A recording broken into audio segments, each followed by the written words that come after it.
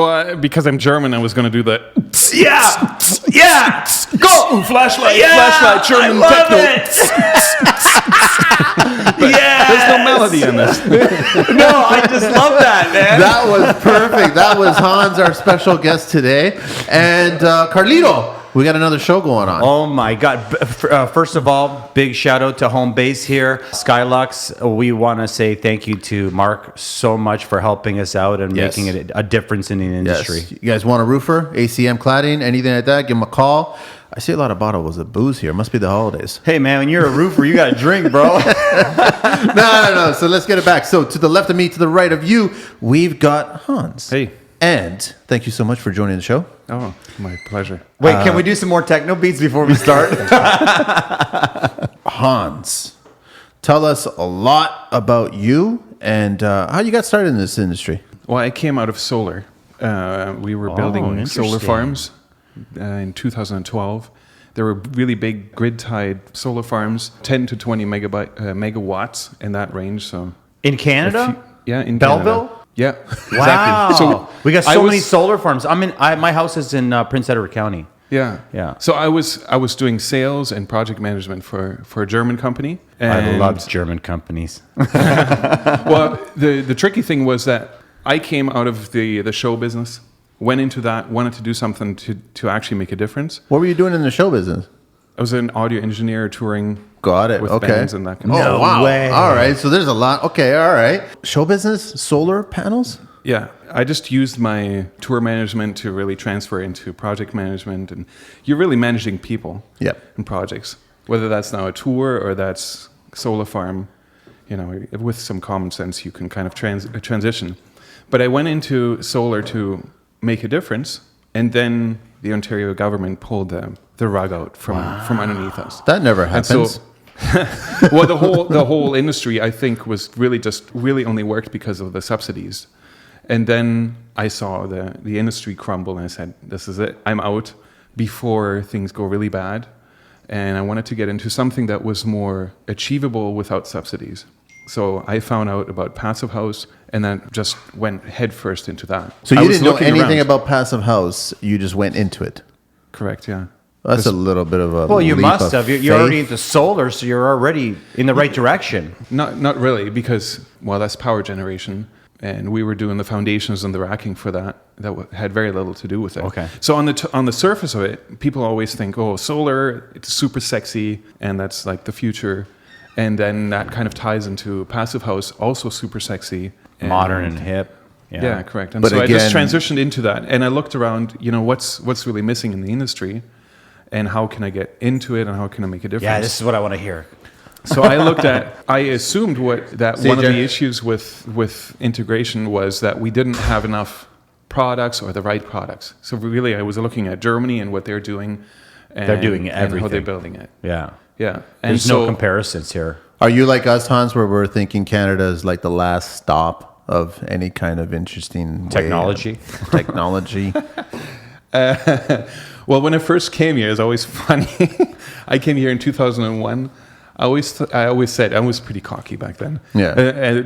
Most Germans think they're it, but really, I like it. You know what? It's great it's that we really have a not the German case. saying that because we don't want to say it. No, but But the funny thing is, we always speak about first world and third world, and I'm like, where's the second world? And so I was called Canada second point. world. It's a good point. so But now, nowadays, that's so politically incorrect. We can't even. say yeah, that let's anymore. not worry about politically correct on this show. we don't have a broadcaster to answer to. So, okay. All right. So passive, huh? Yeah, so I went into that and started importing supplies, building supplies from Germany and from Switzerland, selling HRVs, tapes, membranes. This is how long ago? This I started in 2013. Okay.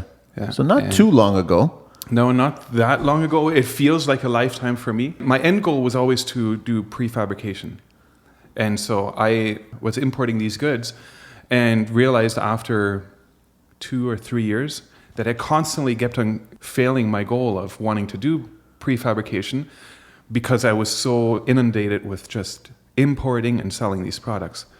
And then a big frustration started was that I was selling these products that were suited for energy efficient, healthy homes, but I saw a lot of people not using them correctly. I was kind of like, come on already. So I was selling Zender at that point, Okay. HRV units. Okay. When you say that people weren't using them correctly, what do you mean? Like they were doing? Yeah, so this was not about... So Zender I was doing really well with selling those devices and the whole house HRV units. I think this was 2015. In September, so at the beginning of that year, I wanted to really make a push into starting to build houses. In September, I realized I had been occupied just with selling for 9 months straight. And so I cut that off. That was a big part of my income, just cut right there. This was always me by myself, doing almost $1 million of sales a year. Oh, wow. And I was doing warehousing and driving out and looking after everything. Not using correctly was, for instance, I was selling tapes and wood fiber board. It's important in the building physics of a wall. I was delivering them and guys were not applying them correctly or overdoing it. And it was just the efficiencies of how these materials were invented and what they were designed to do was not really being used. Is that as a result of Interesting. a lack of understanding of how to do these, how to use these products? Yeah, I think there's a lot of...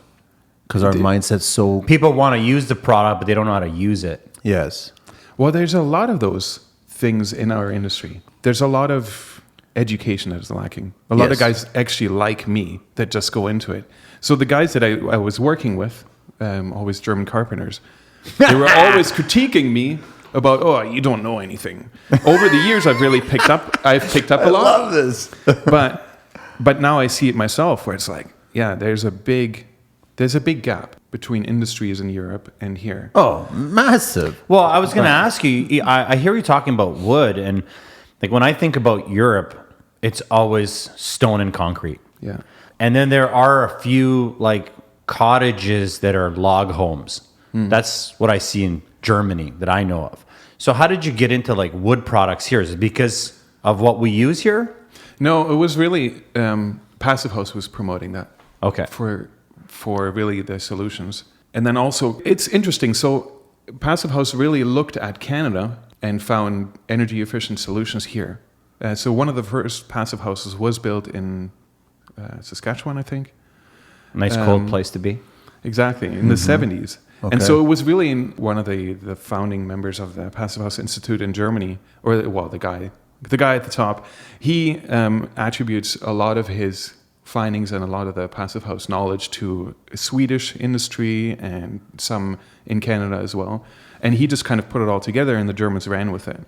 And they were building wood houses because they could get the efficiency out of it. Less conduction? Yeah.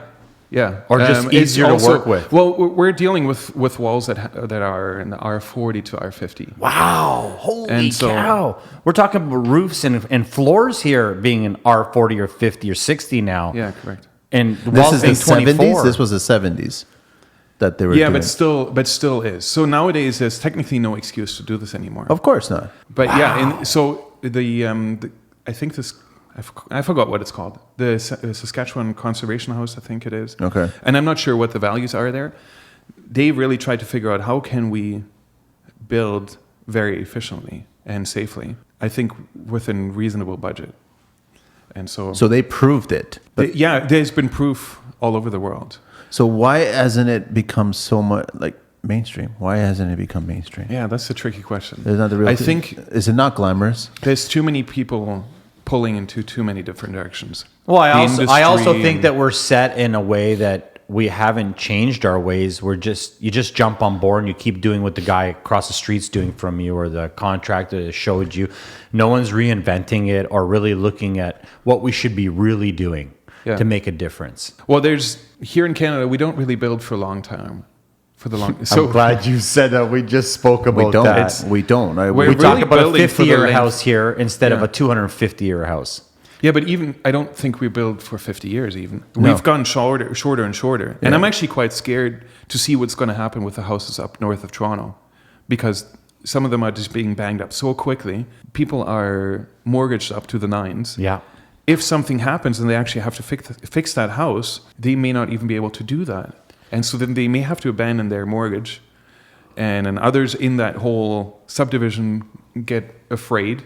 It may be one of those 2008 things that triggers Well, you know Dude, what? wow. You're so right. We've spoke about this before, and I tell people all the time. I have homeowners tell me, "Oh, my mother, she lives in a house and she can't afford to redo her roof or her windows." And I'm like, "Okay, move out. You're not the kind of person that can afford a home. Stop living in a home because you're in a fantasy that all your friends live in a home. If you can't do the maintenance or afford to do the maintenance, get out.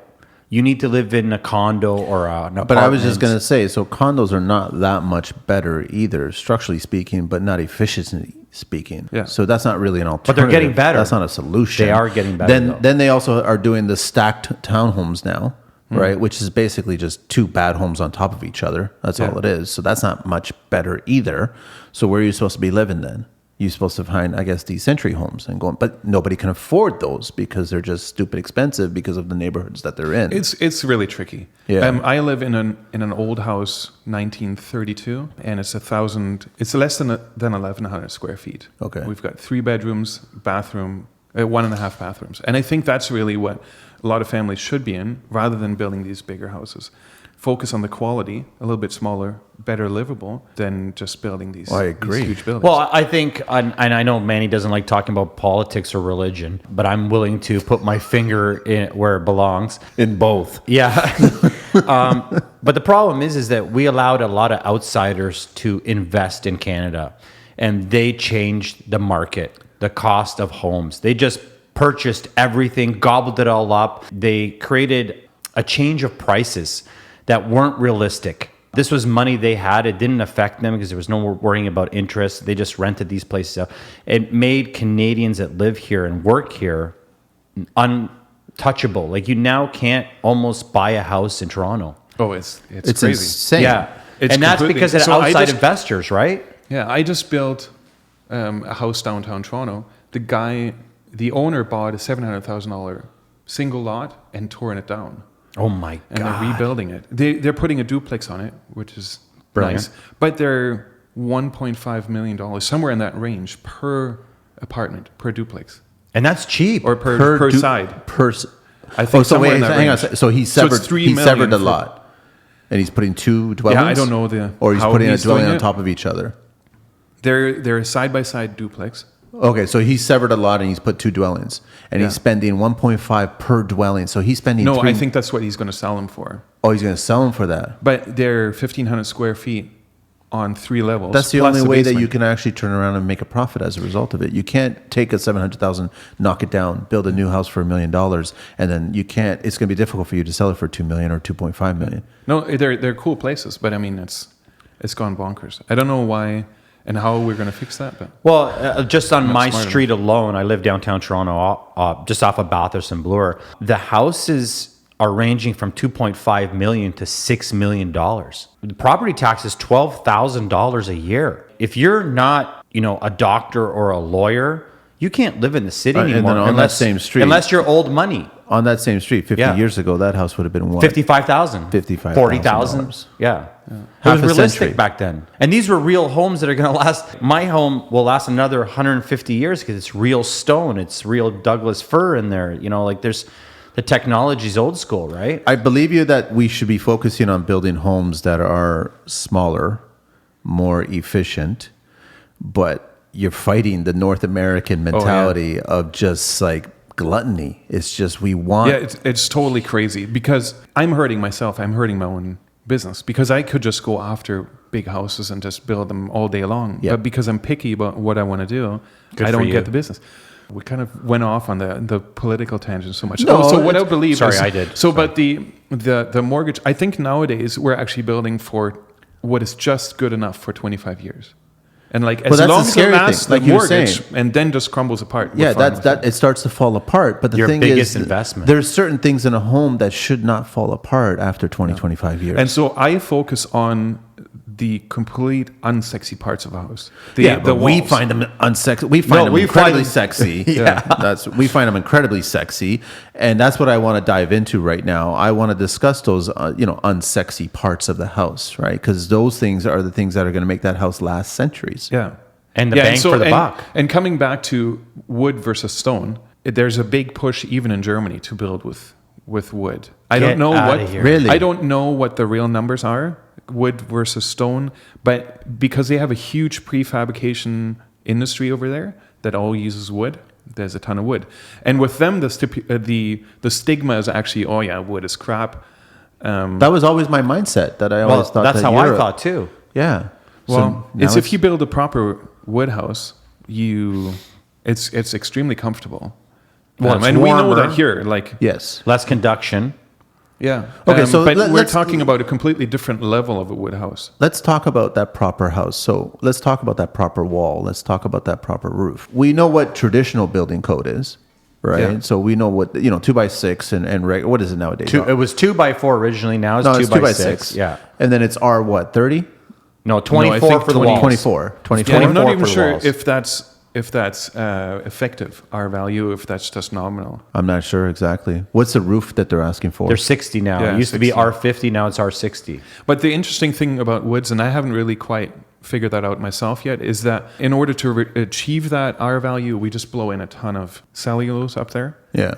I know quite a few Germans that say it's ineffective because of wind washing and it's just fluffy stuff Yeah. up there, and you just I agree. I don't know. I haven't. Well, So, there's different been types able of to- cellulose, right? Yeah, So- but I think that if you're going to use that product, I think that you should spray an inch of spray foam, closed cell, eco-friendly, on top of the actual drywall or plaster or whatever you may have. Then put the blown in on top. That way you have a thermal break. That way the money that you're putting in your home stays inside your home, and it has a memory so that you're actually, for every dollar you put in an hour, you get 3 hours back instead of So just I'm actually flow going to through. challenge you on the spray foam Okay. as well. Manny probably knew. No, that- no. I've changed my opinion as well too. I was just going to tell you. I was going to warn you, Hans, that Carlito hates bat. He just hates. No, I like Roxel. I just don't like pink insulation. pink fiberglass. Sorry, pink fiberglass. Well, it's the cheapest there is. Yeah, Yeah. and it's And useless also- basically. It's it's completely you useless. squish it the wrong way, it loses these its R days, value. these days, I'm a fan of doing a flash of foam,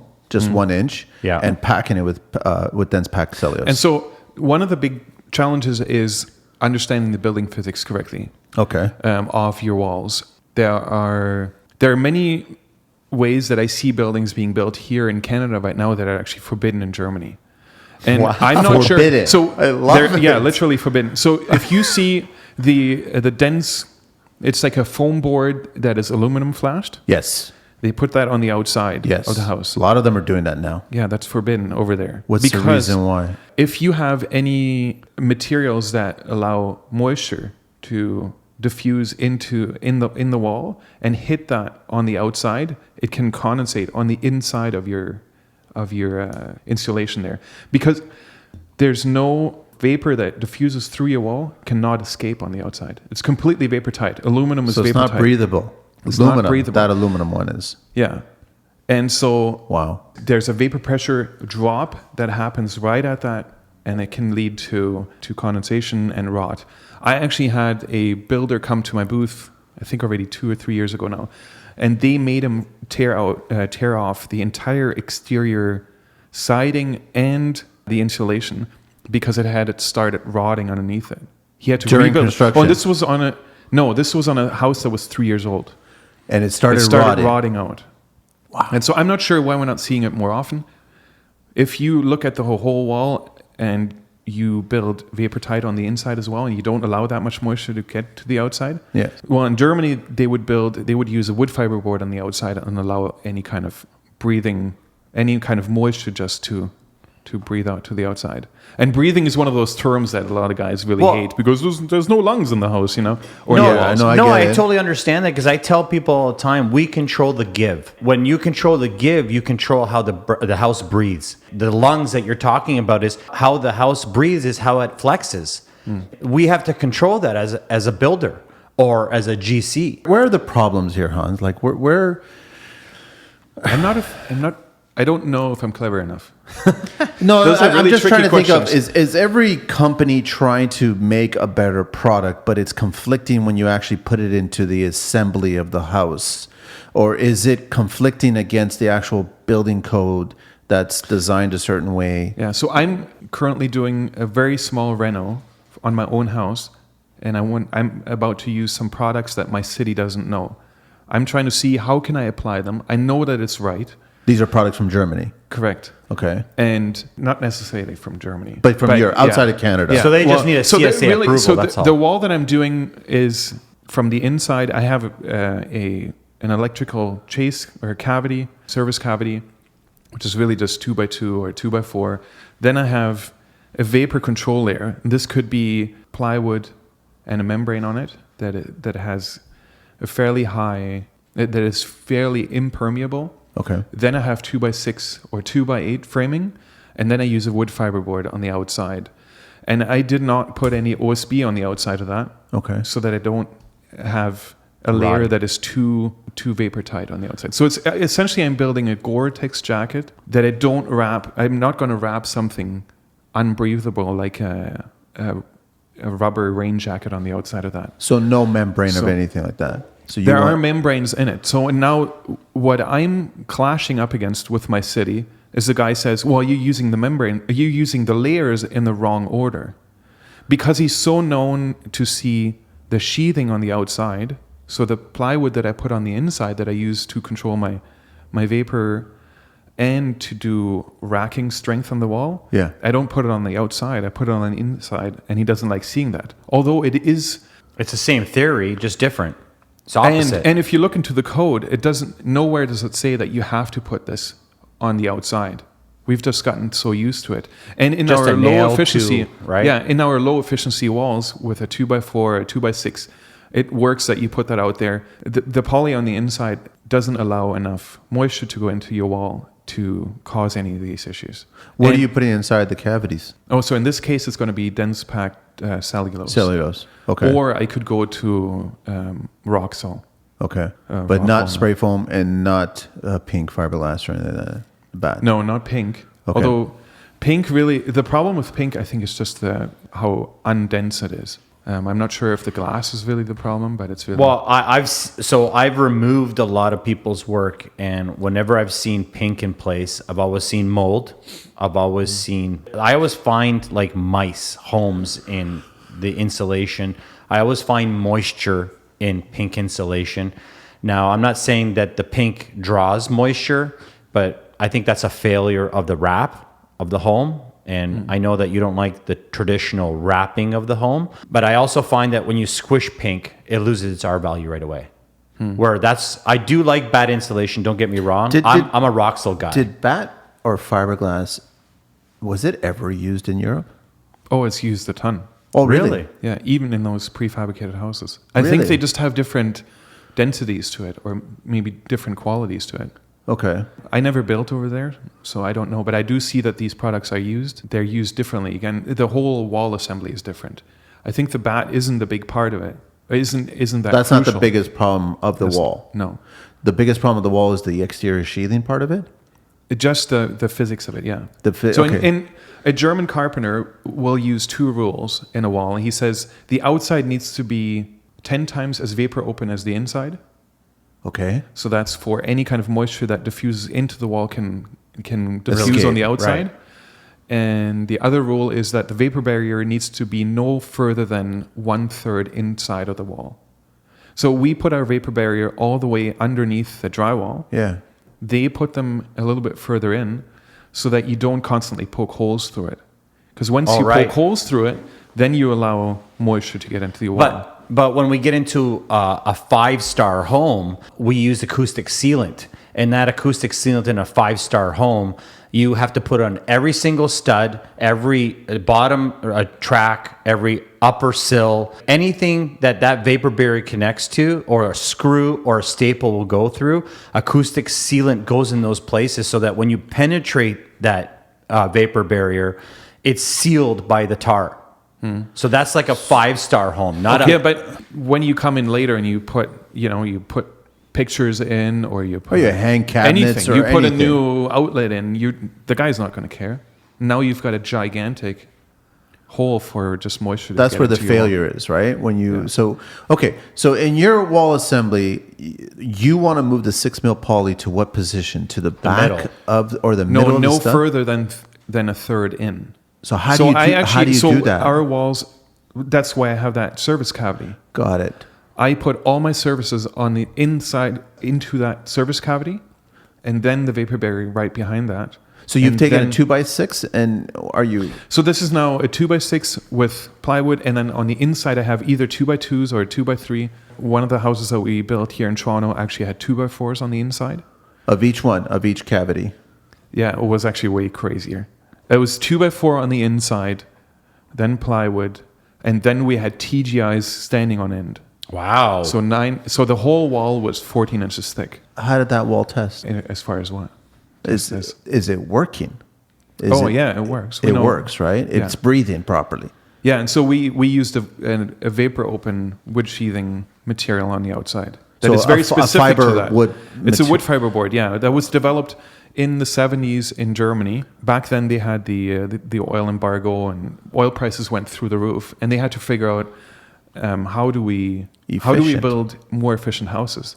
So they started looking at how we build houses here and realized that there are issues with using regular wood boards on the outside, and that's why they developed that product. So since I think it's on the market since the 80s or 90s. Yeah, I've used it too.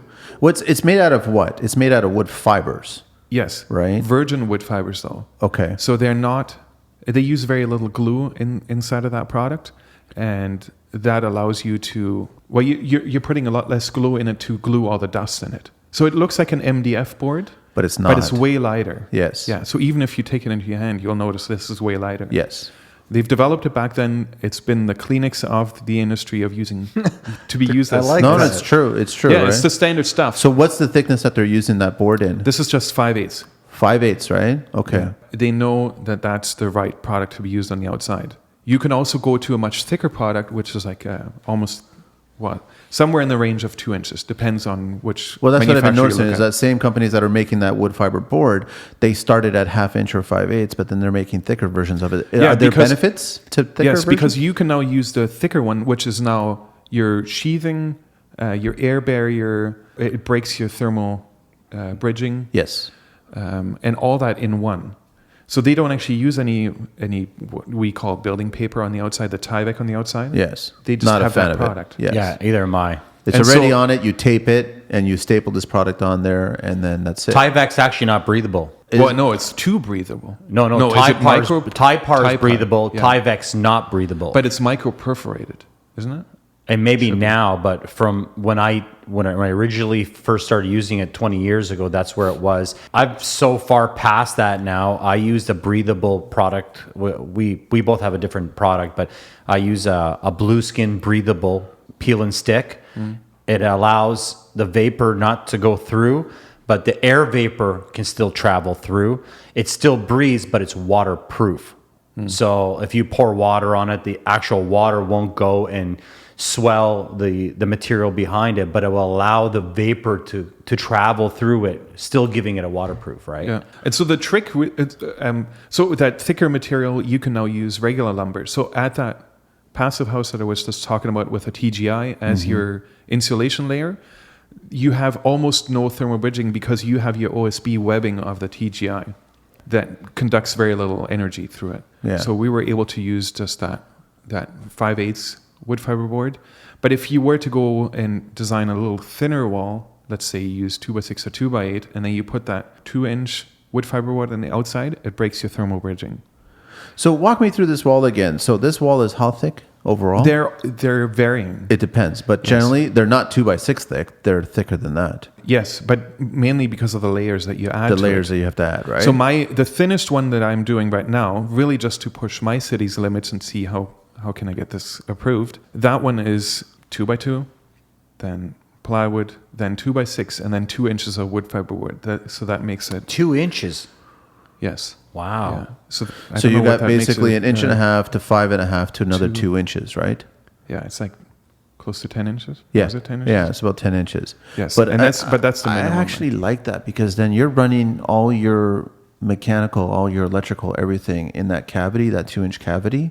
Yeah. And you're not breaking the 6 mil, and then you're keeping the envelope of the house complete, intact.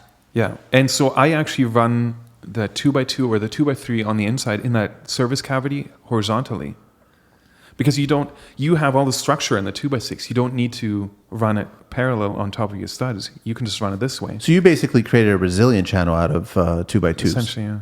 And you're going horizontal with it. Yeah. I like that.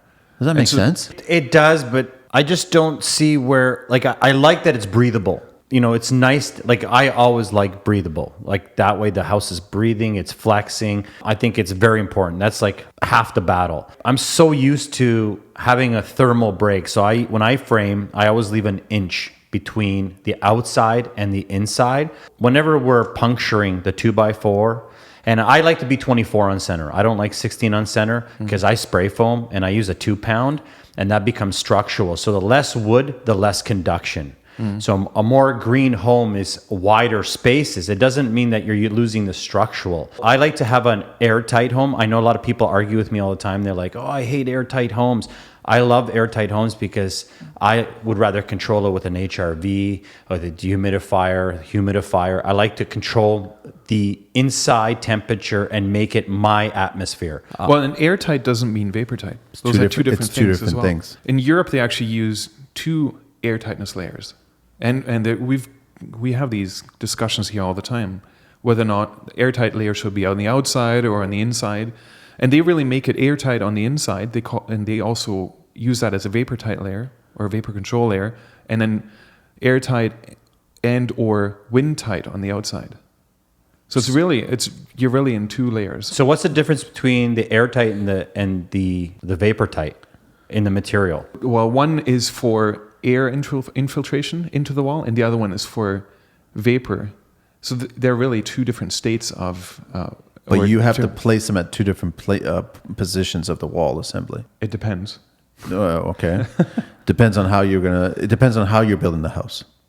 I guess the zoning also depends on that too, right? Well, and so, we're getting into such a fine nuance of this all, and I'm pretty sure that some building scientists are going to jump in and even call me. Is Europe at all touching spray foam? They're not touching spray foam. I'm not sure. I've seen it in basements, in foundations from the outside. But from what I know, that material isn't allowed over there either. So although they're making it, I don't think they're allowing it to be used. So why is North America embracing it so much now? Because it's easy. And it seems to solve a lot of issues. Okay. For instance, the sill cavity of your floor on platform construction, you have moist air going into that cavity where there should be insulation touching your outside membrane or your rim board. Yep. And it can condensate there. In order to do that correctly, you have to pull this whole assembly on towards the inside and then insulate on the outside. Yes. Because we just want to keep doing things the way we do things. We're going to do platform construction and we're going to fill that with spray foam. And we think that that's the best way to do it. But really, if your spray foam is now shrinking and popping away from your joists or whatever is happening there, your moist air can now go in there and touch that colder rim board again. But is that half-pound spray foam that is actually contracted when it cures, or is it 2-pound spray foam, or do they both? Or I don't use spray foam at all. So I've seen nightmare scenarios, and I'm not sure if they even happen anymore, because every industry keeps evolving and keeps coming out with better products. Seen issues. Yeah, we're in our 5th generation of spray foam now. Yeah, I've seen issues with half-pound spray foam. Yeah. Right. I haven't seen personally issues with 2-pound spray foam. I guess it's all different. But what's the reason why you don't want to use it or you don't use it? We can bring up embedded carbon issues. Got it. Cost is also much higher. Okay. There's quite a few aspects. Oh, and then there's off-gassing, which that was a big scare. I'm not sure if that's even still the issue or not. I know I've had some people before, like other building people, say that there is that threat that spray foam could be the asbestos of today. You know? Yeah, I think that when you take a product and you focus on it, you can make it look good or bad. I think that there's bigger problems in houses than spray foam. Like the most off-gassing, the worst gases in a home are your television and your carpet. They produce television? Yeah, Today's TVs? because the heat is burning the oil products and those off-gassing products. And everyone's in front of a TV. And carpet? Hang on a sec. And carpet? And carpet. Because yeah, most carpet is carpets. that nice home smell, which is technically probably just bad. Well, and a chemical of and a some lot sort. of people don't realize when they buy a new carpet, they're buying fire retardant. That carpet is saturated in fire retardant. And if you don't steam clean your carpet, you're now traveling your baby through it because you'll put your baby down there. Oh, fire retardant. You know what's even more sick? Your pajamas for kids and babies have to be have to have some kind of fire all retardant clothes, in them. all clothes, yeah. They all come with fire retardant. That's why you're supposed to wash your clothes once you buy them. But nobody does. No, I do.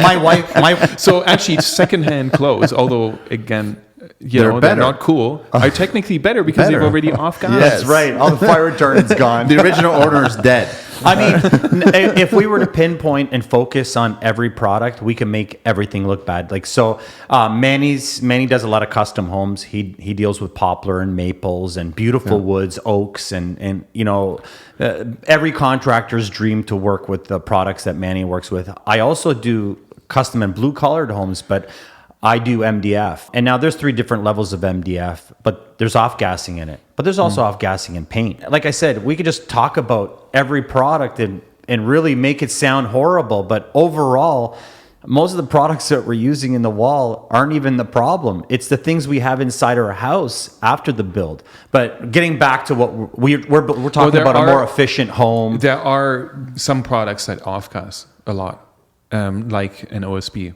will off-gas a lot more than a plywood. Yeah, the glue, right? Just because of the glue that they put in there. But yeah, you really need to pay attention to the details. I actually thought that there was some LSL products that had formaldehyde in them, and I was told they don't even have it anymore. So But they did in the beginning. Yeah.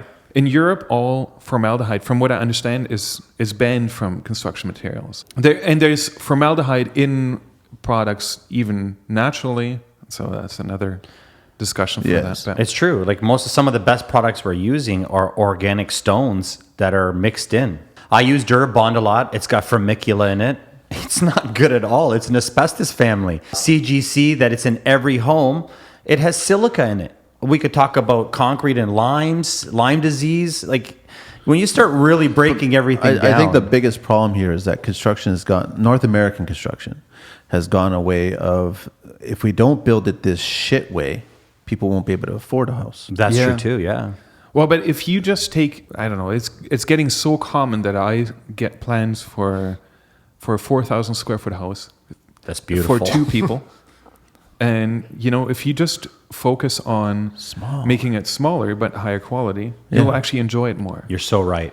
But you're up against clients that can't wrap their heads around a 10 or 14-inch thick exterior wall. Yeah, and there's actually issues with just even, what do you call it? Your property tax in Toronto. Because it's actually your property. You start paying from the perimeter. Square Correct. foot. Yeah. And so if you make the one house had 6, with the brick, I don't think the brick is counted in it. In your... I think it is actually. Yeah, it is. It's So square that's your So wall with the brick, assembly. we had a Still square 16-inch footage. wall. Yeah. And that takes a lot of square footage away. So you're paying for something that you're not actually using. But that's the mindset, though. Yeah. You are using it because your house is more efficient. And there's so many ways that you can make houses more cost efficient. Such And as? it bugs the crap out of me. We have the stacked condo buildings that you were talking about earlier. We have a development in St. Catharines where I live that has so many intricacies on the outside, and you're paying for all this fascia that goes into all different directions and all that stuff. And that probably, I'm not sure how much it added, but it probably added 20% to the house. It didn't make the house more livable. No. Actually, probably made it worse because there's all these corners that are more sources of water issues. And there's probably holes. They created holes as a result of it. And so we build walls. Our process is that we try to think a lot more thoroughly. So we build the house digitally first. So in the software where we have every stud and every component, then we take it apart because we prefabricate these houses. Then we build it off-site and we try to control the whole process very thoroughly. And now we can land all these panels very accurately on-site and join them together. Now, when you join them, I've always believed that you lose energy efficiency when you're joining them. Is that true? Yeah, but you're always joining something somewhere. So even if you're site framing your wall, you're joining your sill plate to the floor. Your subfloor. And that's that same joining that we do. Okay. Technically, we actually just frame regularly, just offsite. And we take the weather out of the equation. Yeah, actually, so our last house, you couldn't have built it on site. We had, because it was less than 2 feet away from the neighbor's house. Oh. It was 3 stories high, so you 10 can meters. put scaffolding up. You can't put scaffolding up. You needed to have, we had 6 inches of rock wall on the outside of this wall. Trying to build that on ladders and then put the siding. Like, it's just not possible to build it that way. Yeah, lots aren't what they used to be. We built off-site. And then the next question is, how much do you build off-site? Do you just do the wall? Do you add the siding? In that case, we did 60% of the siding and windows already in. Because then you just do that in the hall and you assemble everything on site. So why don't, like, early on in my career, because I've only been in this business 10 years, I actually wanted to approach the government and go to a subdivision and buy 2 homes and test the first home and then take the second home and gut everything. Take it all down and make the walls thicker and reassemble that wall cavity, change the windows, change the insulation, change a bunch of stuff, and then test that house and see what it cost effect to do that way of building. They've done it themselves too. CMHC has houses in Ottawa that are built, they look identical on the outside, but they've built them differently. And what are the results? They know that it's more efficient. I don't know. The funny thing is, in one of the houses, they have simulated people living in it, which are really just light bulbs that go on and off because they generate heat. It's so funny. But they did this 20 years ago. They know it's doable. So then why aren't they? Because my next question was, why doesn't a builder do a subdivision of all these kinds of proper way of building? Because they don't have to. If they can just get away with 2x6 walls and slap them together as easily as they can, they will. A developer is never interested in that. And so right now I'm at another turning point in my career with Pinwheel. We actually never even went from that I was selling building products to prefabricating houses. That was, a pivot in. So where are you headed now? Well, I'm still wanting to do this, but trying to figure out how to make it now work in Canada. Because before it was always like, oh, they do it in Germany, it's all cool.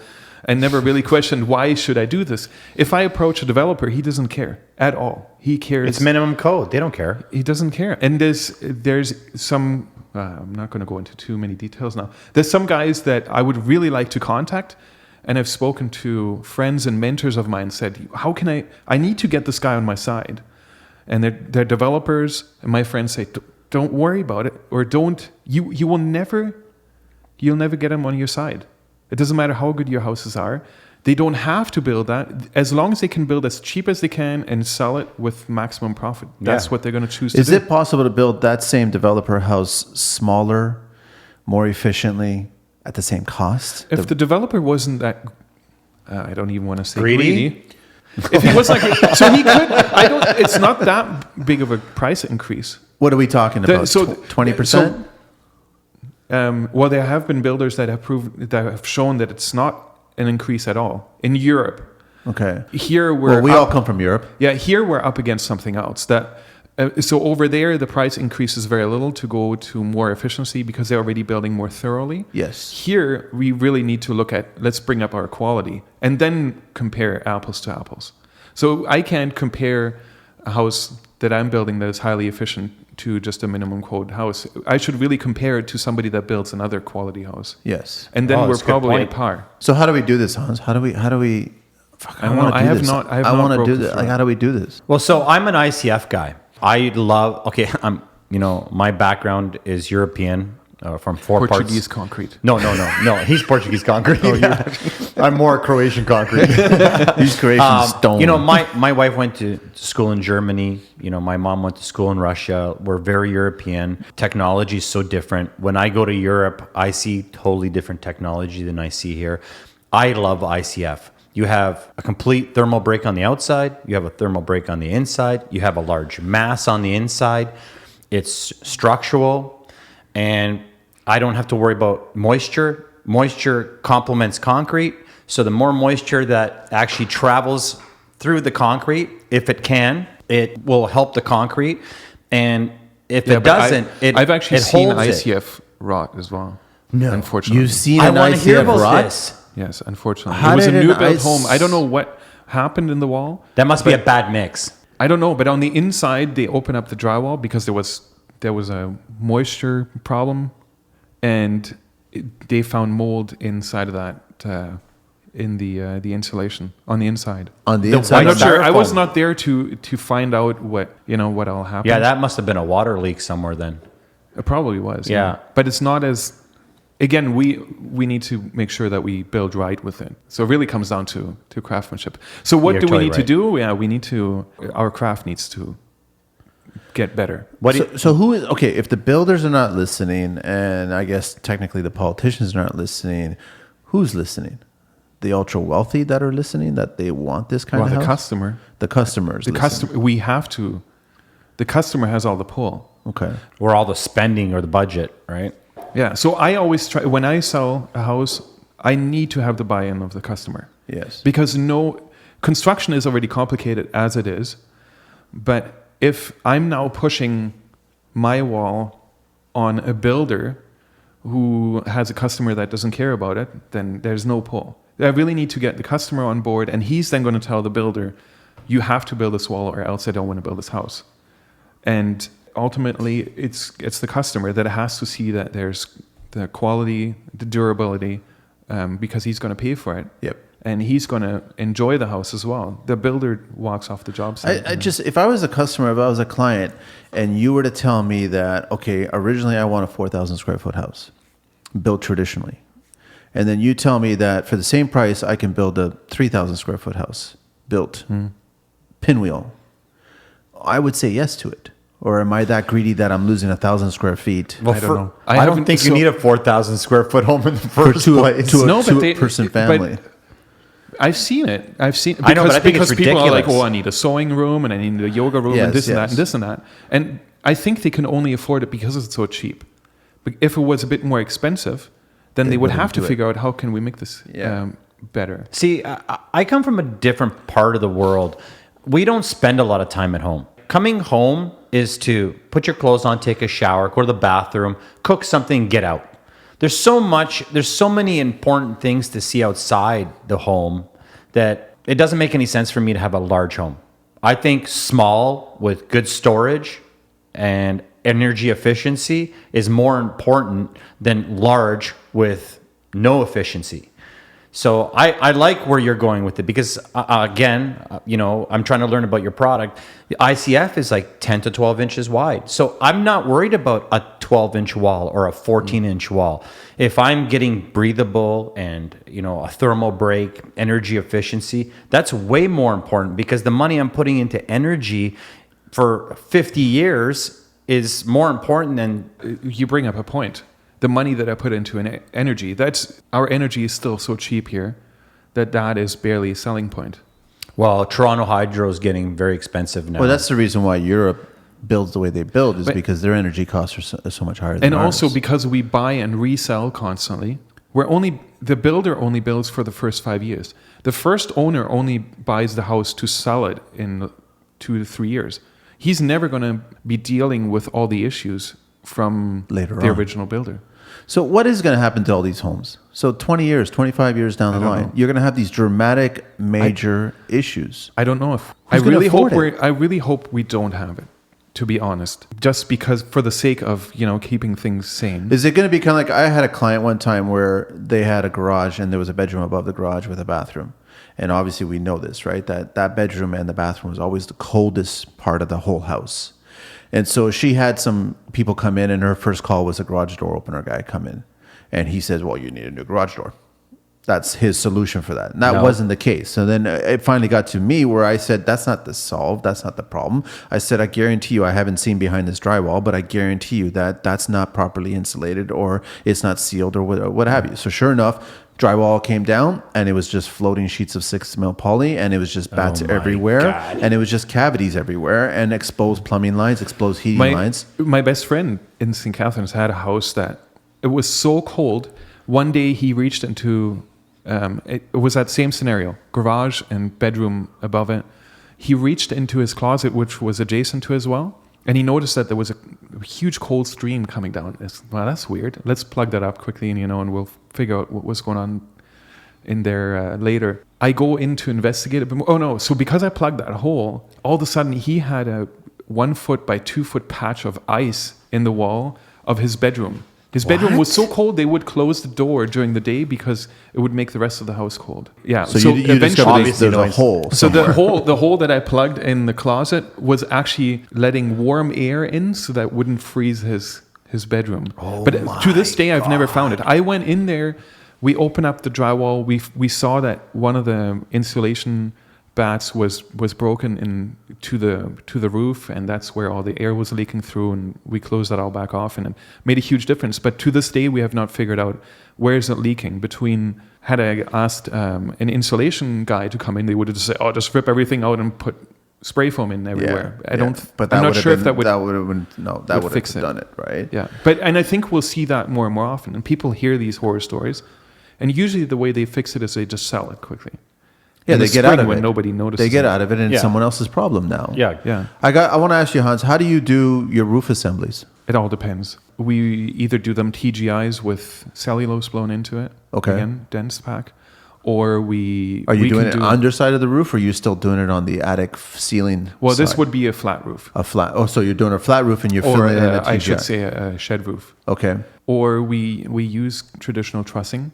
Okay. And then just blow in more cellulose. But that's where we get into that whole conversation. Like, is that even effective? Because one of the guys told me before, he's a Swiss carpenter, he said, "You'll blow yourself stupid with all that cellulose." And I said, "Well, it's the cheapest way to do it." And once I started doing that, I realized, well, I was off by dozens of bales of cellulose from what I'd calculated. So I was blowing and blowing and blowing. I was going to, I don't know what it was, R80 or something like that. Holy cow! But you're just blowing, and then you realize what's the point of all now this? You're into a platinum lead home. Platinum lead homes are at above 60 to 100, right? Yeah. We build custom. So to this day, I don't have like a solution for every unique scenario. For everything. Yes, correct. But so I think one of the questions that you asked earlier is how do we get there? Is that I actually have to now figure out, are there certain layouts, like a spec home, that are often asked for, that will suit many people, and how do I increase the efficiency and the quality of that now? And then start building it. And I think I'm going to have to put my own money into it. To make it happen. And just kind of show over and over that it's doable. But the market really does not want it. Like I find but he's not dealing with a normal market. He's dealing with people that appreciate. You're dealing with a very kind niche of market. Yeah, but there's people out there, and there's a lot of people with money that will pay for something like this. It really depends on who you're talking to. So I get a lot of empty nesters contacting me. What does that mean?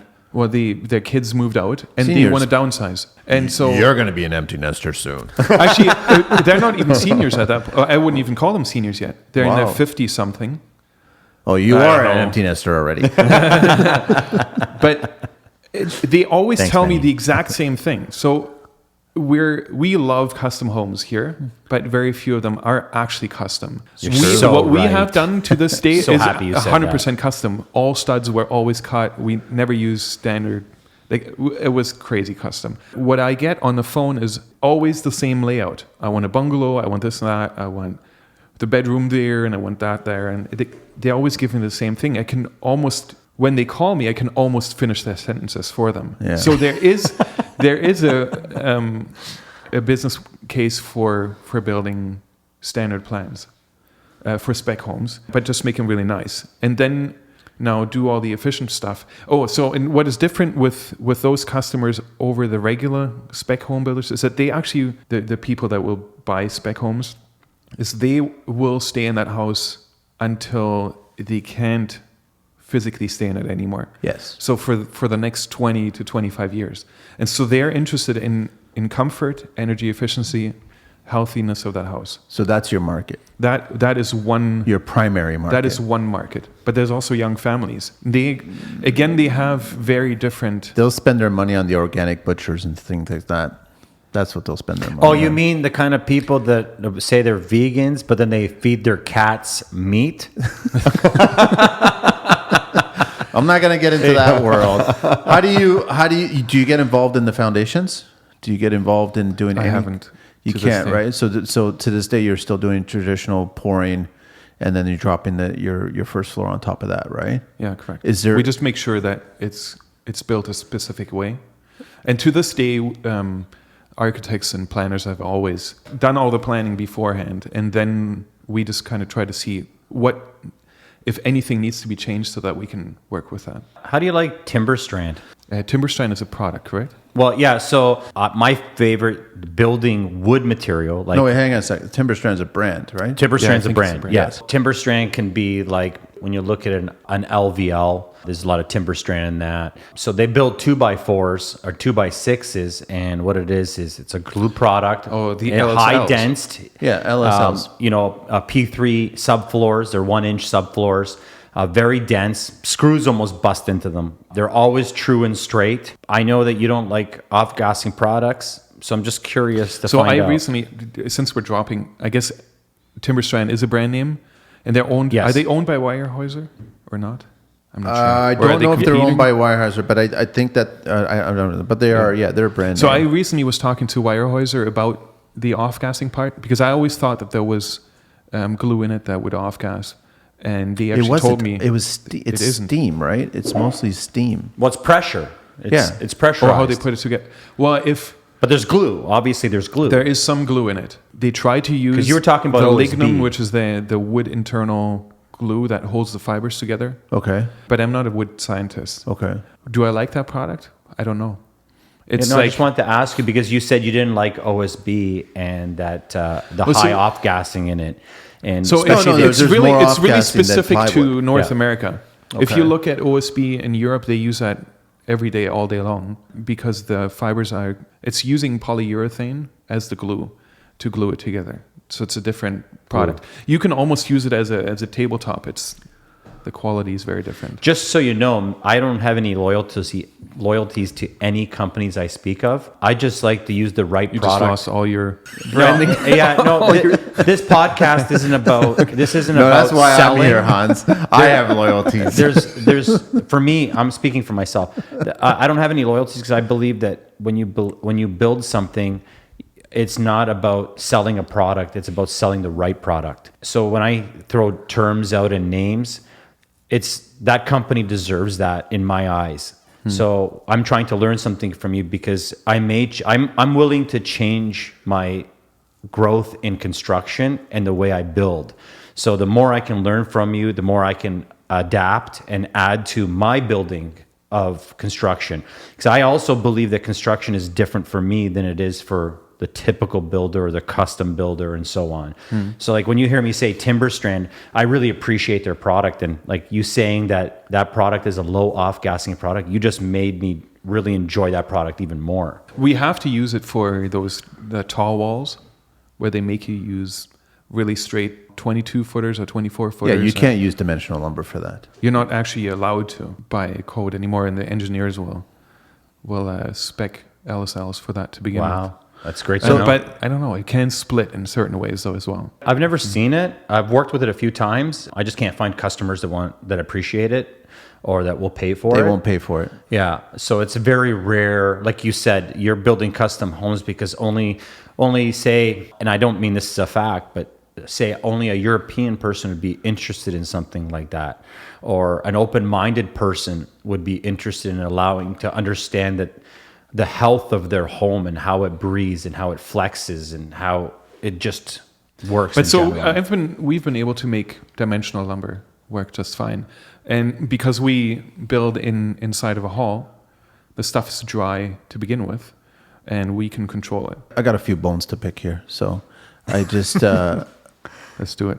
because you brought up empty nesters, right? Which I totally agree with you because it makes sense that they're going to stay there and they're going to live there for the rest of their days, right? So they might as well enjoy it for 2 decades or 3 decades or even more possibly, because we all know that there's a good chance all of us are going to live into our 80s and 90s if, nothing dramatic happens to us. But health-wise, we will live that long. Do you have a lot of young, is it fair to say that I'm assuming not the first home buyer, There's no way a millennial is buying or even considering these types of homes. They're considering status and location and condo or whatever they can afford. But what's the youngest age group that is approaching a person like you to build a more efficient home that cares? And my other question to I think the first home is usually a used home. Yes. They're very quickly interested in building something that we do. The second home. When the child shows up. That goes back to, let's give him organic food, right? Because in about 10, 15 years, he'll be smoking pot and eating McDonald's, right? So we might as well take care of him now. Or those two organic go pot. But I find it really interesting. How did you know that, Manny? I find it interesting that the second home that they would buy, these people are very, okay, I want to ride my bicycle, right? Or drive a Tesla, an electric vehicle. But they can't afford the passive home. So why is it that they can afford, my opinion... You're so right. Electric car is a luxury car. And so the trick is to figure out, how can we bring the price down? How can we? How do we bring the price make it down? attractive? You're saying, what I gather, make the home smaller. More there's a efficient. lot more. So actually, there's so much more to this all. Okay. When I price a house, I can't even price compared to a regular built home, because the regular built home or the regular builder is not going to put in all the oopses and, the crap hits the fan kind of scenarios. Yeah. So I have to price against something that's theoretically much higher. I usually lose the battle because of that, because I give him a price that is set and it won't change, but I'm not pricing against the guy that is then going to just start framing on site and then snow and this and that and blah, blah, blah, and changes and what else that happen. I think we could build right away, pretty good quality. Oh, the finishes are also the other thing. Everybody wants to spend the money on the finishes. On the quartz countertop. Which has nothing to do with energy efficiency. Correct. If you saved that money on your trim, you can still upgrade that later if you wanted to. You're right. Because the bones are up. The wall you can't, the insulation you can't. Well, you can, but it's expensive. It's too complicated of a market where I would have to reinvent too many things, which is why currently I'm thinking, how can I just build what I would like that is modern and then sell it? I can't twist people's arms. And I can. It's just too, and so it's been a tricky go. It's an uphill battle. I know it is, and I'm on your side where that unsexy stuff, in my opinion, is important. Is the most important, far more important than the stone slabs or all the finished. I don't know, details. man. You do a lot of sexy stuff. No, and your I'm respect is extremely up there. Right? But I think that's unsexy. Okay, in the scheme of things with the world, who is building the best homes? Nobody's not really a forefront. Nobody's, not the Germans, not the Swedes. I don't know. Yukon. Swedes are up there. Yeah, because I've been reached out by guys. I don't know much about Japanese, but I know that they're very meticulous. Yeah, I presume that they are quite excellent carpenters. And it needs to be seen in context. True. Architecture has really gone away from looking at design within context of the region, because we just build whatever we want, wherever we want it, because we saw it on Instagram from South Africa. Yeah. And so... Wow. So well said. I don't know. We should really be looking at the context a bit more again. So when you're looking at the homes, okay, so you're building for a reason. The biggest reason you're building the walls you're building is that you've seen failure in too airtight homes, not breathable, products failing. No, they're all airtight, by the way. They're all very airtight. Your product? Yeah. Okay. Yeah. But it's breathable airtight. Vapor. Yeah, correct. It's breathable. Well, whatever, yeah. It's vapor tight, but breathable. It's called diffusion open. Diffusion open. It's called diffusion open? Yeah, that's what they call it in Germany, at least. But so, and how big is this industry right now? Is it a really new business? Is this like a really new business right now? It's small. It's tiny. Well, technically, it isn't much different from all of our construction we do. It's just increase things a bit more, increase the thickness. Yeah. Wouldn't it be fascinating, Hans, if you could set up a pop-up shop downtown right next to a condo, huge condo corp or whatever that's going to be building a building or a subdivision or whatever. Wouldn't it be interesting? And homeowners come in and you do not, in your sales pitch, not once do you mention Any of this technical mumbo jumbo no, stuff. no. You don't mention any of the finishings. You don't talk about cork laminate. You don't talk about quartz stones. You don't talk about gas range. All you talk about is everything that we've been talking about here. The thickness of the wall, the vapor, But the why? air. So if people only do care about the quartz countertop and the finishes, why didn't you just only mention that and just do the right thing anyways on the inside of the walls? That's what I think. You are right what you said before. Maybe you should design 5 homes. Nobody has a say on the structural or the integrity on the outside. And then you have a lipstick section where people can just go, I have money left for my budget for this, that, and this. And they don't have a choice in anything else. But what they do get is a peace of mind that they're building a home for 50 to 100 years and a much less maintenance home. What are some of the stats? If you know them? Because I know that when I built my first home, they had, like you said, a 1,200 square foot, I think 70-year-old home. It got knocked down, and then we built a 35, but it was 5,100 square feet with a finished basement in it. The energy consumption of the new home was less than the consumption of the old home. So that kind of proved, and then we ended up getting a 0.07 rating. I went through the passive house training, consulting, which is quite thorough, and I had to pass a test after that. And they will actually teach you. So first of all, if you do build a true passive house, you're going to consume 80 to 90% less That much in energy. That's your selling feature right there. I don't understand how that's not. So now you need to calculate what is that actually in a monetary saving. This is the way they teach you in that course. What money do I have to invest today for that saving to come out for the next 25 years? So what is that amount? Energy cost is a part of it. But if you're saving, let's say $1,500, that's not much. You see, that's where it doesn't. Calculate. It won't work out. Even if you save $2,000 or $3,000 a year, it's still going to take you 2-3 decades before you actually see. But I think there is something very important to be said here. Let's not make it about us saving ourselves money. I mean, as much as it's important, we're saving the environment. and this is where everybody's going. This is about long term. This is about what it does for our children, what you leave behind for your children. Well, that's what really, you do for the environment. That's what guided it all. As a kid, I still remember I was picking up garbage everywhere, and I got a little booklet about how we're destroying our environment. This was in the 80s, and I was so scared. One of the leading environmentalists and scientists in Germany, he had a book called Factor 3 or Factor 4 that he wrote when I was small. So he said we need to start saving in the Factor 4, or saving energy by Factor 4. And he's recently upgraded it to Factor 5 or one higher. He says we're missing the ball. I've said it back then 30 years ago. And this has been the topic of my entire life, and we're still not doing it. Well, I see that in everyday life. I see people wasting things all the time.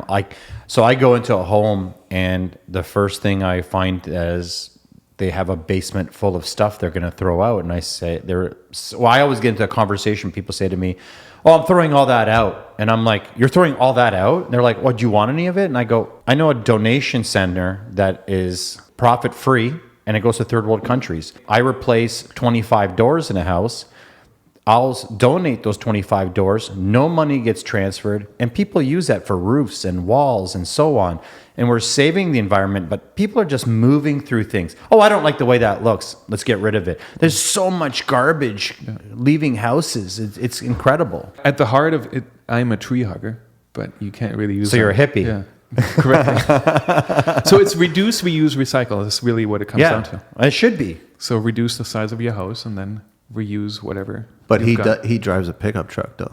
Do you? Ask him what kind of truck do you? Oh, okay. I don't have that truck anymore. Oh, you don't have the truck anymore? No. What are you driving now? A smaller little pickup thingy. Okay. All right. Oh, yeah, that thing was a beast. Yeah, that's what I thought. It was like was it a Ford? No, it was a GM. It was a GM. It was a 1994 big V8 thing. But I towed entire ruse with it and stuff like that. Yeah, I think a lot more people need to think that way. And I found it fascinating when someone told me about when Jimmy Carter was leaving the White House. He actually was smart enough to put solar panels on the White House. And the day that Ronald Reagan came into power, he removed all the solar panels off the White House. Wow. That's crazy. It just showed you where the mindset was. I mean, like, it didn't make any sense to me at that point. Well, but you start hearing little things like that. I mean, Germans invented, cars that run on water, and solar units aren't that energy. Like, when you think solar panels, you think, I'm saving the environment, but nobody talks about how much lead's in them, how much acid gets thrown away. Like, there's a lot of bad things about a lot of green things, right? well, Solar I'm not a solar specialist panels at it. aren't. But solar panels aren't that energy efficient to begin with. Yeah, because you're only producing 100 watts per panel, right? Yeah, it really depends on. And which that panels power you gets have. used up so fast. Net zero is one of those terms that people throw out. Net zero houses that create as much energy as they consume. And so really you need to look at how do you reduce the consumption first, and then you start creating some By building the A better structure, house. a better house, right? to begin with. Yeah. Well, it's also not just the homes, but building better buildings as well too. Building a whole better infrastructure, right? yeah. And so actually if you have a house that is super energy efficient and you have to throw it out in 25 years, it's not worth anything either. Of course. Because now you just had all that embedded energy that you threw away. So your product being thicker also has more mass, so that holds more energy. Yeah, and I've had that argument actually with Dr. Feist. He founded the Passive House Institute. He argues that thermal mass isn't really necessary to keep a comfortable house. I'm interested. Tell me this, please. This is too long ago that I had that discussion with him, but there was a girl and she was a scientist and she showed that thermal mass does make houses more efficient. And he said, no, it's bogus. But I know that, so in order to build comfortable houses in let's say Spain, you do need to build with stone and just have that mass so that you can absorb the heat that comes from the outside. I'm not too scientific about it. I do know though that, so when I calculate a wall and its performance, I do look at summer heat resistance, and the thermal mass does add to that. So there's again a few metrics inside of that wall that are important. One that is the phase shift. That means that's the time that the energy takes from the outside to hit the inside. Mm-hmm. I like that. That's what I'm interested in. So when they say your wall should have a phase shift of at least 13 hours. So the heat that is hitting your wall on the outside at 1 p.m. only gets to the inside of your house at 2 a.m.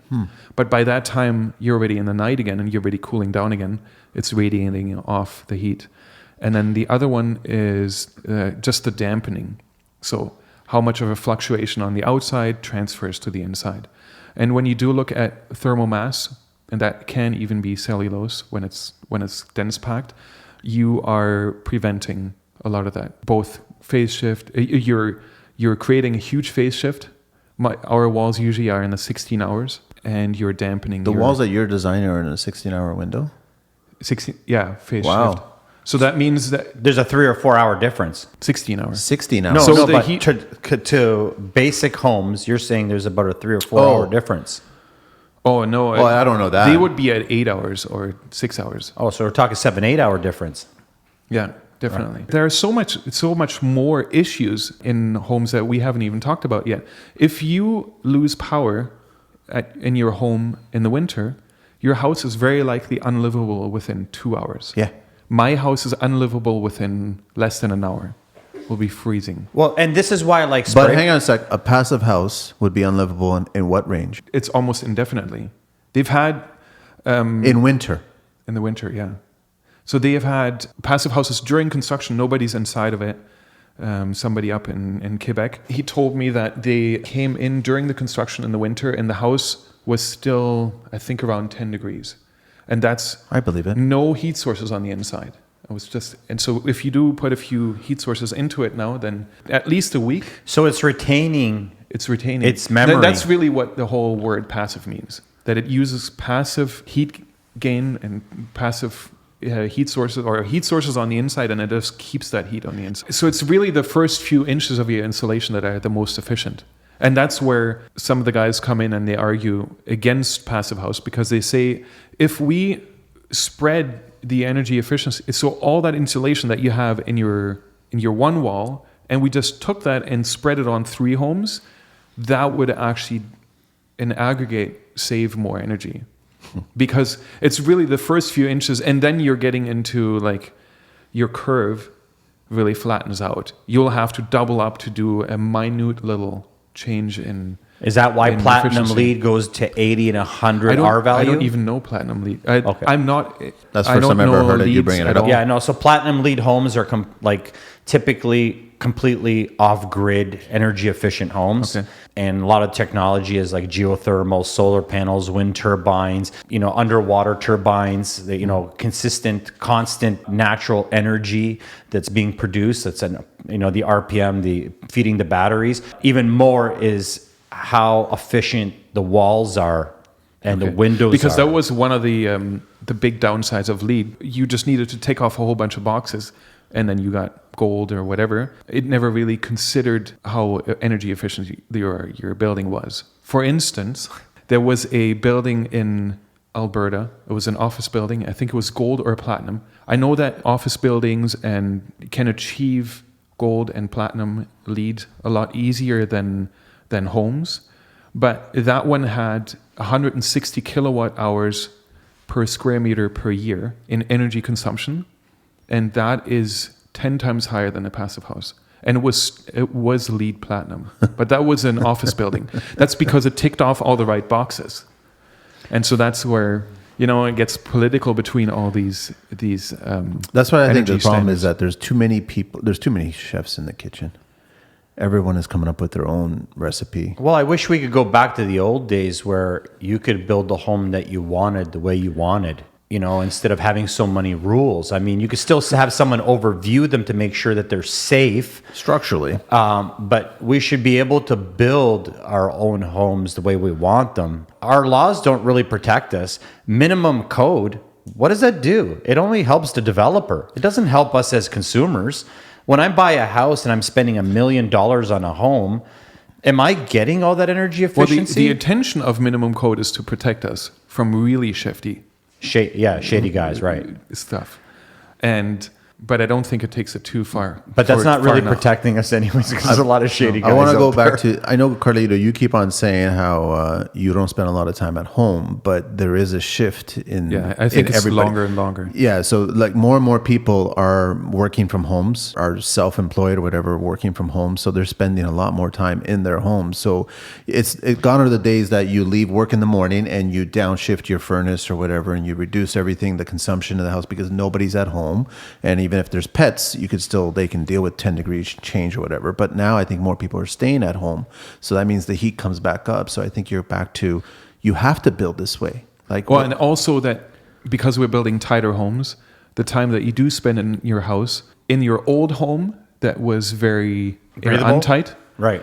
Like the house that I live in right now is unairtight. Like it's very breathable. Yeah, I tested mine. It's at 8 air changes per hour, and I'm getting outside air now just by it being inefficient. But Manny, I wasn't fighting just because I spend less time at home not to be energy efficient. What I was talking about was I believe that people are unrealistically living in larger homes and have too many things that aren't realistic. 1000% So agree with you. what I'm saying is, what I learned in Europe is that you come home, you eat, you shower. Doesn't mean I'm not talking about, I'm all about energy efficiency. I'm all about green building. 100%. I love it all. Smart green building. But But there is a trade-off. I just believe that this is the problem. Someone will say, I don't want to buy geothermal because it will never pay off in my lifetime. It's not about really us. It's about saving the long run also. And we got to make a change at some point. Geothermal is one of those things that I think there was this big scare a year or two ago when they said everything needs to be net zero by then and then. And everybody was just talking about geothermal. And the problem with geothermal is that it's so outrageously expensive for a single house. If you look at geothermal in Europe, they use it for an entire group of houses. And that's how you make that work. I agree. It's smart building. building. And I think we will only win this battle of energy efficient homes if it makes sense right now, somehow. Like I can't just say I'm going to spend way more money right now so that my kid in 50 years is going to enjoy it. Well, because then we're too self-focused. no, I realize that, and that's one of our biggest problems. Another problem is that our government is taxing us on everything and anything. I know you guys don't want to talk about it, but I have a friend that actually has a very efficient off-grid home. He produces his own solar energy and wind power. It's 100% efficient. Where he needs some support is in some propane. He's completely off-grid. Literally, he doesn't need to use his propane unless he wants it for his refrigerator, if that's the direction he wants to go, or an added source of heat, if he wants that. But he's got burning stoves and so on. But he gets taxed on energy that's not even given to him, that's free from Mother Nature, and our government's taxing us on it. So how does the government expect the country to grow and try to go the right direction if they're taxing us on everything? I know it's political, so. But is it expecting us to do that? That's the question. I don't know. I like to. Are there, Hans, I just wanted, because we got to get close to wrapping up. Are there a few things in the building code nowadays that you don't believe in, that you think are a waste? Like, I'm not a big fan of the heat recovery stack. Yeah, either am I. Oh. I think if it's that's done, a silly one. I think if it's done for collecting maybe 4 showers Or a and it's done condo. properly, then it makes more sense. But I think if it's picking up 1 shower or 2 shower, like the way the code is Well, and asking, it really only works with a shower. It doesn't work with. it doesn't do the a bathtub. bath. No, it's Because just you're shower. not the water flow. You're doesn't work sitting that in the way. water and the water is getting cooler, and then it doesn't really recover any energy. The hot water at 140 degrees coming out of the shower and going down the drain after it hits you, it's supposed to be collecting the energy. But if that heat recovery stack is 20 feet away from the shower and it's making that travel, and then it's got to go another 20 feet to get to the tank, It's cooling down. where's the energy recovery, right? Yeah. Are there other things in the code right nowadays that are you just shake your head, but we have to do it anyway? I think it's the whole prescriptive path. Yeah. That gives you a very low out. You can just choose. I've seen that conversation happen, by me just eavesdropping on others. That they were talking about, I got to choose this one, and I can build the house if I just, if I use that one. They don't technically want to do that. They don't technically want to even build efficient, but they have to, so they use the lowest of that prescriptive method. There's no incentive for. I don't know if the building code is the right area to Is really it true be- that the Canadian government stopped giving rebates for electric cars when they came out? Is that true? I don't know. I don't know. I thought remember we had those rebates when we were building, we were renovating. They were Oh asking yeah, they're us- gone. They're gone. So they're gone Their too. rebates are gone. So why is the government just doing this? I don't want to get political, but why do. why don't? Because I'm assuming Germany and other European countries. Well, so I'm not sure if Germany is a different thing. So Germans are boneheads usually. Okay. And You said it. We they've- didn't say it. I don't think so. I'm not sure when they've set their mind to showing that we could turn off nuclear power plants, but they said we want to turn them all off and see how we can make it work. And because they're creating a lot of that innovative technology, now they want to prove that they can actually achieve that. I think it's brilliant. Yeah, Yes and it's no. it's an Well, it's interesting. making us work for it now. Yeah, At but- some point, we have to do it. We have to change it at some Yeah. point. So I know that you like asking the one question of the one thing that you like to change. I'll beat you to that. Because I was thinking, what am I going to say about this? But I have a friend recently, he brought this to my attention, and he said one thing that he wishes was different is that we would have to build more efficiently. Let's go all the way. Let's not do this these little intermediate steps of what the code wants right now. Let's just say we have to build to a way higher efficiency, get it out of the way, everybody figures out how to build that way, and then we keep going. But these little steps of where every few years we get a little bit more efficient, and then everybody complains about it until they all figure it out, blah, blah, blah. Let's Trends. just go all the way. It's all trends. It's just And so that's the one thing in the code where I'm like, can we just build all the way. all the way? Can we just make the code once all the way, and then everybody has to build that way? And that will sort out a lot of That'll stall the whole intermediates as construction industry. Yeah, but they'll figure it out. Like if you say, in 2 years you have to achieve R40 in the wall, and so on so much. And I think it's amazing. R40 in the Or- wall is amazing. Or another, actually, a real metric would be a certain, well, the way that Passive House does it, a certain amount of energy per square foot is what you're allowed to consume to heat that house or to cool it. And a passive house rating is what per square foot or per That's square meter? 15 kilowatt hours 15 kilowatt hours per square meter. Square meter per year. per year. And it's so abstract. That's nothing. I want to tell you about my home. Right now in the winter, we have rads in every room. Okay. We believe in the old radiant system. Radiant. We have a boiler downstairs, and we have 2 ball valves. We haven't gone to thermostats in each room yet. You know, it's just too much money. Even for me, myself, to do it, it's going to be like $1,500 for me to do every single rad in every single room. You know, just to kind of slow down the temperature. Now, there's rooms we don't use. We close those doors. We close our valves down to very little water flow. Those rooms stay at just a nice room temperature. It's cool right now, but it's not hot. The rooms that we actually situate ourselves in, like say the kitchen, the hallways, our main bedrooms, that's where the valves are open. And I get to control those climates, and the energy gets to go in the places I need it to go into instead of just going and being wasted energy throughout the house. What do you do in the summer? Well, the house is original, believe it or not, Sweat. not being insulated. So we did the upstairs. We renovated the whole upstairs, and that changed everything. The sun beating on the slate roof just heated the upstairs. Since we insulated that, the house is now behaving differently. So because it's an old 140-year-old house, there is no insulation in the walls. Yeah. During the summer, the house is cool. It's just an organically cool house, completely breathable. Our house is completely breathable. The roof is the biggest change in our home. We haven't changed the actual chemistry of the home, because when you renovate a room, you start to change the dynamics of the home and how it's heated or how it's cooled. So we allowed the rooms to stay the way they were, and we focused on the roof, which was where we lost our temperature, where we gained our temperature. And since we insulated that accordingly, now the house is beautiful during the summer. We use fans. We're old school. You know, I don't like a big climate change. We're adapted to the outside environment, but yet it's still cool and air's moving. And during the winter, the rads are efficient. To bring it back to thermal mass, our house, although it's that old, during the summer is actually relatively cold as well, because we have 2 layers of stucco, old school stucco on the outside, and that really prevents a lot of the heat from Transfer. reaching the inside. Yeah. And we've got trees around the house that during the summer just protect it that well. So although it's, you know, really not efficient in a modern sense, it's actually quite enjoyable to live Yeah, in. it is. Which brings us back to the conversation we had. We talked about old technology, 250-year-old homes. No one was complaining. Yeah, but we do have a different sense of comfort nowadays than what Everybody we was want. shorter then and nobody complained. And they also lived shorter.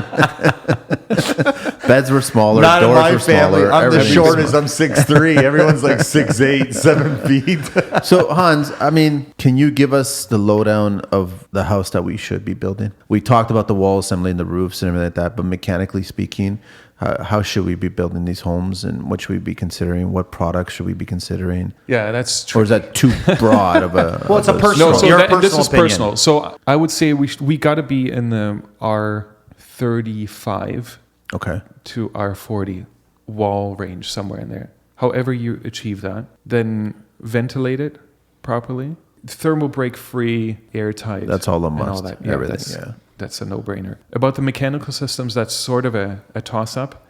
personal. With a few Radiant products, over but you forced don't air? need, in my opinion, we do need a little bit of dehumidification in the summer. Yeah, I believe that too. Yeah. Humidity plays a huge...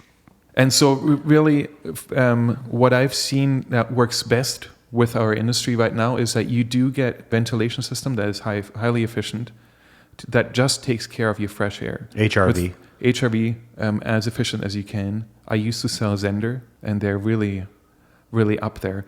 And then you add very likely just a mini split system, because that will do your heating It will do a little bit of your cooling, and it will do dehumidification. That's pretty much all you need. There's a constant argument whether or not you should put all the heating into the HRV system as well. But the problem with that is during your shoulder seasons, you don't need to add any heat or cooling. And so then You just need fresh air. You need fresh air. So separate the system. So you separate that. So it's not HVAC anymore. It's, what would that be? Heating. One of them is separated Heat out exchanging is all it would of it. be. Heat, air. I don't know. You take one of the letters out of it. Well, Recovery. Sorry, it's heating, venting, and air conditioning. Oh yeah, okay. That's HVAC, so right? It's really, you take the V out of, and then it's hack plus V. You can combine the heating and the cooling, but the ventilation just do that. You know what? I'm really interested to talk to our HVAC show to hear you say how much you really appreciate HRV means a lot because But hang on a sec. HRV is not connected to the heating system. No, but it's still moving air. It's like, But the code right now is it has to be connected to the heating system. I don't know. We build it all the time without it. In the OBC well, it has code, its own intake and exhaust. Yeah, so maybe it's engineers tied to- override it. It's tied to the. Maybe there's another thing that should be changed. Well, that I've always disagreed with it. The same way I've disagreed with mixing valves on hot water tanks. I've disagreed with that as well. So no, the HRV is actually connected to the heating system. There's quite a few things if you get into the code that Oh, there's thousands of that are things. funny, but Yeah, that's a whole other argument. Who but- writes these codes? well, that's Mr. It's Code. actually because the code is just like they started protecting the homeowner from crappy home buildings, and then they just kind of twisted and turned all these little things on top. It's just too many layers. Now, I believe that the minimum code protects the homeowner to a certain extent from bad contractors. But let's face it, 99% of contractors don't have a license. The code is crazy too. I'm actually going through the BCIN thing right now, and just the fact that there's no drawings in it, it's crazy. How are you supposed to understand that stuff? I just didn't realize that there is no drawings in there. In my building right There now, isn't. I have a Yeah. roof. My code compliancy inspector at the city, he said that my batting. So I have a roof, and then I have an airspace for proper ventilation, and then I have the second For water dry repellent rot. barrier. Blah blah blah. Yeah. Yeah, and I had bats in there that are strapping that is 2x2, and he said it actually needs to be a 2x3, and I cannot find it. But it's like, because you can't just open this code up and look where's the does nice it state picture for the roof. There's an actual book that gives all the illustrations with it, which is awesome. As a second book right No, next you're to right. the code, And- but it's so complicated and to understand. they're And not they there. change so fast. They're not there to show you how to do it. They're I know just an there to elec- tell you that you have to do it. On the topic of change, I know a friend of mine who's an electrician. He says he doesn't bother about trying to figure out the latest changes anymore because the inspector is just going to point out that something has changed, and then Yeah. he will redo the job. And the he's worst a part- commercial electrician, but he just says, I can't keep up with all the changes. If I do something wrong, he's going to just point it out, and I'm going to change it. And the worst part about that is a lot of these inspectors, they're not actually following the rule book or the code book. They're reinventing some stuff because it's their preference. So I've run into inspectors where we had to fight them at their office in the city and say, that's not actually a fact. That's just your personal preference. And I don't care about your personal preference. If minimum code's minimum code, then why are we changing that now? That was Carlito picking a bone with the city of Toronto. And not all the guys, but there are a lot. And there's a lot of city inspectors that aren't educated to the updates either. And he's still picking the bone. But their hands are tied too. Yeah. Their hands are tied like mine are. All right. Hans. That's a German thing. This has been great, man. We should reconnect and do it again next year, like in a few months, and just see where we're at. But Yeah, there's so many changes. with I'm on what the same I've been page. What's man. your handle? I'd love to build it. It's Pinwheel. doing. Pinwheels. Builds. So Pinwheel Structures is the company. Well, technically, it's Pinwheel Building Supplies Inc., but I'm going under Pinwheel Structures. Pinwheel Builds is the handle On Instagram. on Instagram. Yeah, you've been a little wherever. quiet on Instagram lately. I put a pause sign on it Oh, for Christmas. No, actually, so I was quiet during the summer, Yeah. I picked up again. Yeah. And now for the holiday, I put a pause sign on it. Put a pause. I There you literally go. took a musical pause sign and put it on. All right, lots of information here, lots to digest, man, lots to discuss, and I guess there's just people got to be more aware. Very politically diplomatic, No, kind of tippy-toeing. I was trying to see, one challenge that I was trying to do is to see whether or not we could remove the E sign for explicit on the podcast. That's easy to do. That's easy to do. I don't think we actually swore that much. I tried to not, and so I'll remove it. that Don't was worry. that was a challenge underlying that I tried to. But I'll remove it. Hey, we actually do have like 3 or 4 of them that Yeah. are not explicit, right? So Yeah, because there were children around. You know what? Little baby builders. When adults are listening to this, I think we should just be ourselves. But when I see children or older women walking by, and I'm a European guy, I get a slap in the head if I say swear. So I change a little bit around public. good. Thank you very much, Hans. Thank you Really for appreciate having you taking out the trek out here to our little home. And anything else to add? I could keep talking, but I He know beat your question before you could ask I know your that's question. funny. Which Actually, is hilarious. I've been changing it up because I don't want to have the same Oh questions. yeah, you should ask him that question Yeah. then. So I always, now my new question is like, I don't want people to get used to the same questions, right? So the recent question is now, and just for now, it could end up not being different after you, is what would you invent to make your business more efficient, to make it that's easier? not a difficult question, huh? wow, that is. Well, I that had is to change tricky. it up. He beat me to my first question. That's a massive question. What would I invent? Well, I would have invented it and tried to get rich off of it by now? No, but there's a lot of like I find when I speak to contractors, there's a lot of things that could make their life easier, and they would never invent it. They just wish it was there so they could use it. So yeah, the one thing that makes my life very hard is actually something that the whole material industry in North America is very standardized, was created around technically prefabrication in the smallest form. So a stud is a certain length is trying to standardize the whole industry. But that standardization actually creates a lot of issues. Because I would like to just, we have to rechange build the sizes of lumber.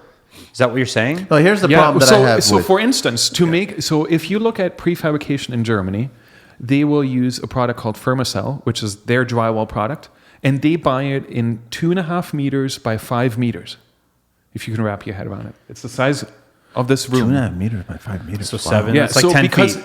10 yes, feet. because you're prefabricating everything on a table. They then have this delivered on a truck. It's just a big skid. And then they take a big suction cup and just place this entire thing onto the wall before it even leaves your factory. But because of these standardized sizes that we have here, I have to figure out now, how can I use them efficiently? So that would be something I wouldn't invent it, I would uninvent it. I agree with you, man. I like that. How would you uninvent something? Here's the problem that I have with fences. Why are fences always built 8-foot wide panels, 6 foot tall? 6 is a max, isn't it? Well, no, that's code is 6 or whatever, but because they want to sell 4x4 for posts that are 10 feet long, 4 feet go down for the frost, and then 6 feet stick out, then the 2x4s are 8 foot long. Yeah. But why? Those fences fail at those measurements. They don't work at those measurements. Are they too high or? They're too long. The span is too long for a 2x4, right? Yeah. So I agree with you. Like the building materials, the way they've been designed for North American market are incorrect. When I build first floor 9-foot ceiling, with 9 foot it works. With a 10-foot ceiling, I have to use a 12-foot stud. Right, and then you have to waste. So I'm that cutting lumber. all that waste stuff. Right. Yeah. I think your dentist just called. Holy cow! Quarter two. Hans, thank you very much, man. Really appreciate it, man. This is really I want to great. switch it up. Get out the flashlight. A little bit of retro German with a little bit of rap. We have to get out of here. Thank you so much, man. Really appreciate it. Get us out of here. The 416, baby. T.O. Right here.